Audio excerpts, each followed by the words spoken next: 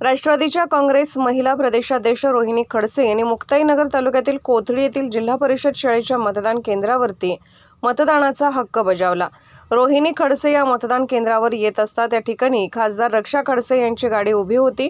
रोहिणी खडसे यांनी रक्षा खडसे यांना हस्त आंदोलन करत वाढदिवसाच्या शुभेच्छाही दिल्या आणि मतदान केंद्रावरती जात पतीसह त्यांनी मतदानाचा हक्क बजावला।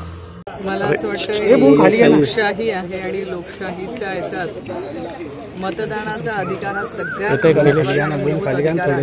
आत्ताच आम्ही बजावलेला आहे आणि मला विश्वास आहे आमच्या महाविकास आघाडीचे उमेदवार मोठ्या मताधिक्याने निवडून येतील आणि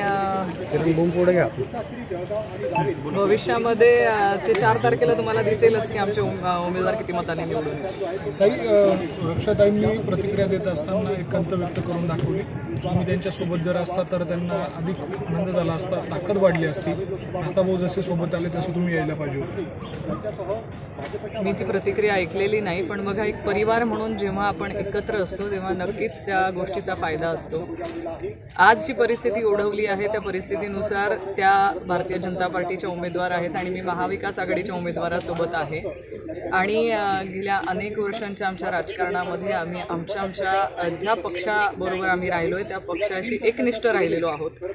त्यामुळे मी महाविकास आघाडी म्हणून आज आदरणीय पवारसाहेबांच्या नेतृत्वात काम करते आणि एकनिष्ठतेने आज माझे सगळे पदाधिकारी महाविकास आघाडीचंच काम करत आहेत। त्यामुळे कदाचित त्यांना असं वाटतंय की आम्ही तिकडे असतो तर आमचे सगळे पदाधिकारी त्यांच्यासोबत असते, हे साहजिक आहे। हस्त आंदोलन केलं, वाढदिवस देखील होता त्यांचा, काय शुभेच्छा दिल्यात? आज मतदान केंद्रावरती येत असताना समोरच त्या गाडीमध्ये बसून जात होत्या। समोरासमोर आल्यानंतर आपण त्यांना वाढदिवसाच्या शुभेच्छा मी दिलेल्या आहेत आणि नक्कीच बघा मी आधीही सांगितलेलं आहे की राजकारण हे राजकारणाच्या ठिकाणी असतं आणि नात्याने त्या माझ्या बहिणी आहेत आणि नात्याने बहिणी असताना त्यांना शुभेच्छा देणं काही गैर असं मला वाटत नाही। लोकनायक न्यूज